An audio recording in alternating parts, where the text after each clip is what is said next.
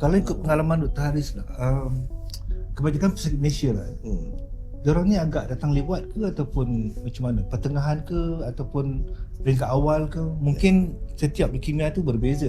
Sebab kalau ikutkan macam saya dulu, memang simptom agak lama. Kalau tak silap mungkin 6 bulan lah.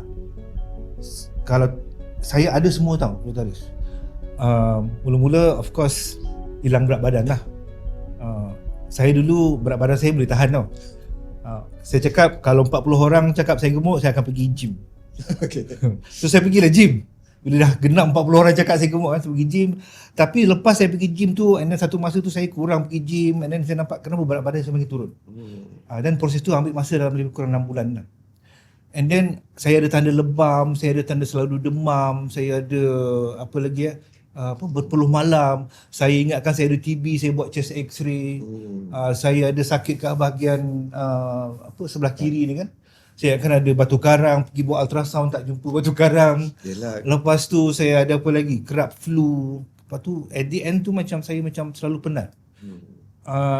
Mungkin disebabkan kronik simptom yang panjang tu, kebanyakan pesakit datang lambat ke ataupun boleh saya tahu Dr. Razak punya umur berapa masa tu? Oh, saya 36 masa sakit. diagnose. Jadi masa tu kita tak sangka yang sebenarnya kita macam tengah aktif semua ni, kita tak sangka yang kita boleh dapat diagnosis macam tu kan. Yes. Jadi ada sedikit sebanyak tu kita ada juga perasaan denial tu. Betul. Jadi kita ada perasaan tu sikit. Kenapa jadi kat kita? Takkan kat kita kan? Dan saya selalu ingat benda tu macam benda yang bukan yang kanser. Sebab tu saya buat chest x-ray. Betul. Saya buat ultrasound abdomen. Padahal kalau saya buat blood test terus tahu. Betul tak? Betul. Jadi balik pada soalan kita asal tu kan, sama ada kita ni ada banyak delay atau tidak. Banyak faktor sebenarnya. Kita tak boleh nak salahkan pesakit saja. Okey, pesakit satu. Kita kalau pesakit muda ni memang denial tu. Kalau pesakit yang dah berumur, dia punya persepsi lain pula. Aku dah berumur, tak payahlah nak buat ni, nak buat tu. Kan? Biar aku enjoy rest kan. Jadi ada anak cucu semua dah. Jadi dia punya perception dari segi passion factor tu satu. Yang kedua, dari segi kita punya akses kepada rawatan. Sebenarnya kita bertuah dekat Malaysia ni, kalau kita banding dengan negara-negara lain, akses untuk kesihatan kita agak bagus sebenarnya. Cuma masalah dia kadang-kadang kita tak pergi pada masa yang sepatutnya. Kita dah tunggu lama dah, baru kita pergi ambil rawatan tu.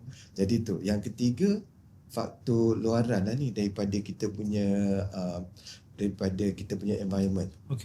Jadi environment kita ni kadang-kadang tak kondusif kepada, kalau kita kata aku risau aku ada kanser lah. Dia orang tak supportive tau. Dia orang rasa macam takkan dia kanser ni, kena buatan orang kot. Jadi kita banyak kepada cancer tu lowest on the list. Mungkin juga orang muda kan, takkanlah aku muda ada kanser. Tapi betul ke? Sebenarnya majoriti pesakit limfoma dan leukemia ni orang muda sebenarnya. Antara adalah 30-an. Dia kalau terutamanya limfoma tu belasan tahun pun ada. Ada belasan tahun. Tapi yang tu agak tak ramai. Jarang lah. Jarang lah. Tapi kadang-kadang kita terperangkap, kita ingatkan yang ni bengkak biasa. Sebab tu kadang-kadang dah diberi rawatan penyakit TB, jangkitan kuman, baru kita tahu at the end sebenarnya dia ada kanser. Jadi pada masa tu, kalau mula-mula kita dapat buat pemeriksaan tu mungkin stage 1, pada masa kita duduk tangguh ni dah stage 4. Jadi stage ni memainkan peranan. Kalau stage 1 rawatan dia agak ringkas, prognosis dia bagus. Kalau stage 4 ni dari segi rawatan, pilihan rawatan pun agak terhad. Dan juga rawatan dia lebih agresif. Jadi kita tak dapat, dan kesampingan pun betul lagi teruk lah. Betul. Kalau kita tengok daripada kempen daripada kementerian kan, banyak menekankan kita dapatkan diagnosis itu pada peringkat awal, pengesanan awal. Sebab ada banyak dia punya advantage dia. Sebab kalau kita detect awal, kita ada banyak pilihan dan kita ada banyak masa untuk kita nak corakkan rawatan kita. Tapi itulah kadang-kadang kita tak mengambil kesempatan kepada apa yang kita ada tu. Rugi kadang-kadang. Yalah, sebab kanser darah ni okey, secara asasnya simptom pun tak begitu spesifik, betul? Kalau macam lebam pun, macam saya dulu lebam kanan tu saya rasa setelanggar meja kan, sebab lebam lah, memang lebam lah kan. Itu satu. Yang lain-lain tu macam hilang berat badan, orang kata mungkin dia jaga diet ke apa kan. Tapi ada juga simptom yang agak jelas, contohnya macam limfoma, bengkak kan. Ada kawan saya limfoma, dia agak lambat. Sebab apa? Sebab dia kata dia dapat bengkak dekat leher tu, dia akan beguk. Betul. Is it common? Orang kata confuse beguk dengan sebenarnya lebih common daripada kita tahu. Memang ramai pesakit yang mula-mula bila dia ada bengkak dekat tengkuk, dia mula ingat infection dulu. Jadi dia pergilah jumpa doktor, dapatkan antibiotik apa semua, dah sempat 2-3 bulan lepas tu, kenapa bengkak tak surut-surut? 2-3 bulan tunggu? Ya, ada. Lepas tu bengkak tak surut-surut, lepas tu bengkak makin banyak.